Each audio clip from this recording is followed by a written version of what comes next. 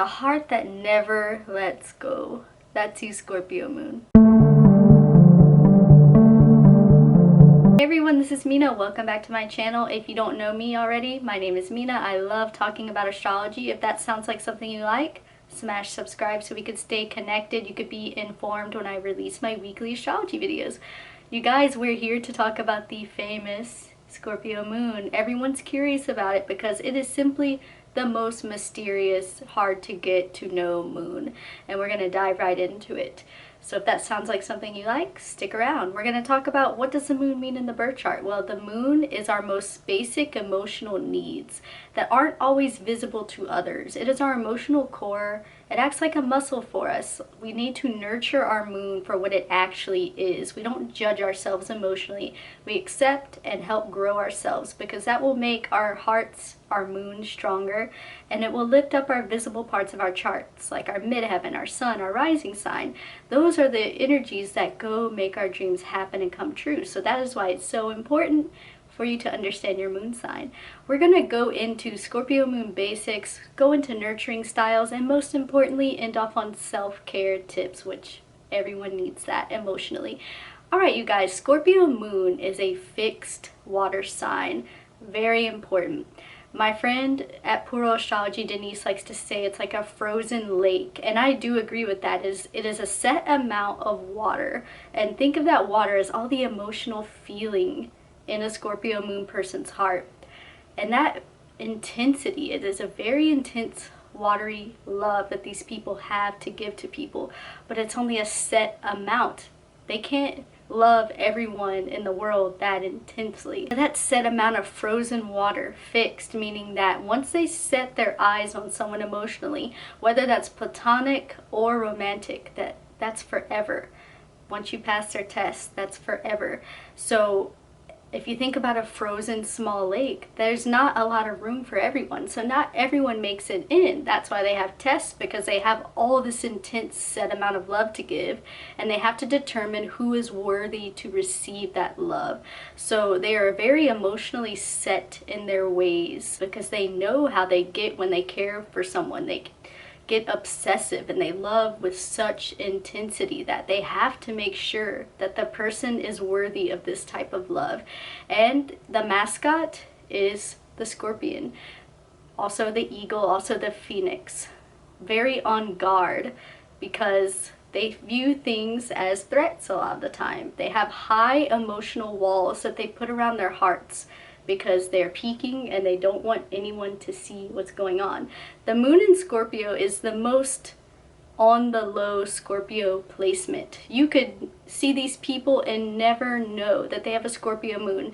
Maybe if you're an astrologer you could sniff it out, but even astrologers would have a hard time understanding that someone's a Scorpio moon without physically looking at the chart. They could have an earth rising and earth sun, but beneath all that a Scorpio moon, and you would only see that earth because Scorpio moon wants to stay hidden, much like a scorpion in a dark cave.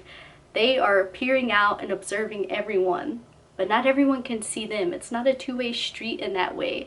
And they go through many emotional transformations and deaths where they get reborn from the emotional ashes and can become that phoenix and eagle, so much stronger than they were before. But it comes with a lot of pain and suffering, unfortunately. Let's briefly talk about the mother. If you have a Scorpio moon, there's a chance that you have an extreme emotional attachment to your mother. Maybe you feel like you had to help her in some way. She was very weak psychologically speaking or emotionally speaking, and you had to be just super strong and firm in your emotional values to go out there and help her. You could have also had a very controlling mother who was just always observing you, watching you, telling you every single thing you can and cannot do on a very micro level. This could have made you just like super paranoid and uncomfortable because you yourself like to have that control. Or you could have just had an extreme emotional deep bond with your mother.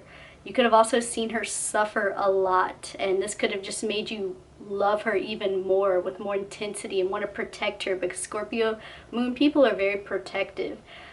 but I don't like to assume. You guys let me know in the comments below. Let's briefly touch on the houses. If you have a Scorpio moon in the 7th house, and the 7th house is about relationships and like our shadow side, what we expect out of others. Maybe you expect someone to love you very intensely, exclusively in that Scorpio way, but you can't always see yourself doing this for others. Maybe you're just seeking it from other people and don't realize that that's also a part of you that you can dig out of yourself. Or on the flip side, it could also mean that you do offer that to people in your relationships, only in your intimate, close relationships. But sometimes you don't always get that back. Let me know in the comments. All right, one more house. If you have Scorpio moon in the 12th house, I would think this would be really hard because you probably feel things so intensely, but it's really hard for you to grasp why, and it's really hard for you to like control yourself because the 12th house is like about letting go. It's the end of the cycle. It's the death of the zodiac wheel. So you're just wanting to let go, but at the same time you're in the moment and you feel just everything so intensely. So this can cause like a lot of emotional turmoil. This could also be like a great place for psychic connection. Maybe you have some psychic powers. Let me know in the comments. All right, you guys, let's get into how does a Scorpio moon need to feel nurtured by others. Number one, a Scorpio moon needs to feel that they can trust someone, and this is like everything to them. That's why they do these emotional tests, to really see if they can really even let their walls down even just a little bit, because they have to know 100% that they can trust someone. So they will be observing, they will be laying traps almost, seeing how you react to things. They are very psychological. They'll say, if I set up this situation, how will this person react emotionally? So be someone really trustworthy. Don't be afraid to tell them truths that are ugly. They just want to know the reality because they have to assess whether they can trust you or not. Show them emotional depth. They love people who are capable of depth and not shallow emotionally. They also like people who are very non-judgmental of darkness, because Scorpio moon can carry a lot of darkness that they'll never ever voice, like maybe a Scorpio rising one or maybe a Scorpio sun one, because remember, this is all sucked in, it's all inward. No one's gonna know about it unless you have a chart in front of you and you see that someone's a Scorpio moon. So they have to really feel like you could be accepting of things like that for them to, again, lower down those walls. Be someone who's loyal. Be someone who's dependable for them. Don't run away from them when they're lashing out at you or maybe just having an ugly moment. They value people who stick around and who will wait out the darkness. Again, darkness is a theme here. So if you can't handle the ugly, intense, dark side of life, then a Scorpio moon is going to understand that pretty quickly, and they're not going to let you come closer to them. So it's really hard to say how to nurture them because, like I said, they don't let many people close enough to even allow this to happen. I should have said this in the beginning. So, you know, if you even get to the point where they're allowing you to be tested, that's a big step for them to come to. So don't take that for granted. So if they don't want to get to know you, if they're not pursuing you in that way, it's best just to leave them alone. Give them space, and if they want to come to you, they're going to come to you, but don't force it on them because they kind of like to be emotionally in control in that way. Whenever they get nasty with you, when they're testing you and seeing how you react to their dark side, don't fight darkness with darkness. They really value someone who can be sweet to them even when they're being nasty, when they're having these intense moments.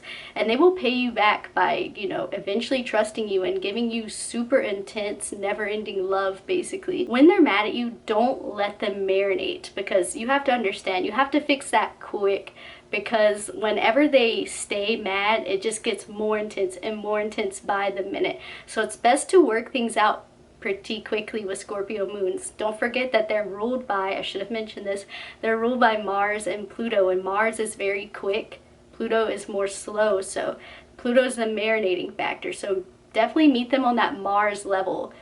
Fix it quickly, and they're not going to marinate. They won't have bad negative feelings stewing up in them forever. Show a Scorpio moon that you see who they really are, that you see the positives in them emotionally, that you don't just see the darkness.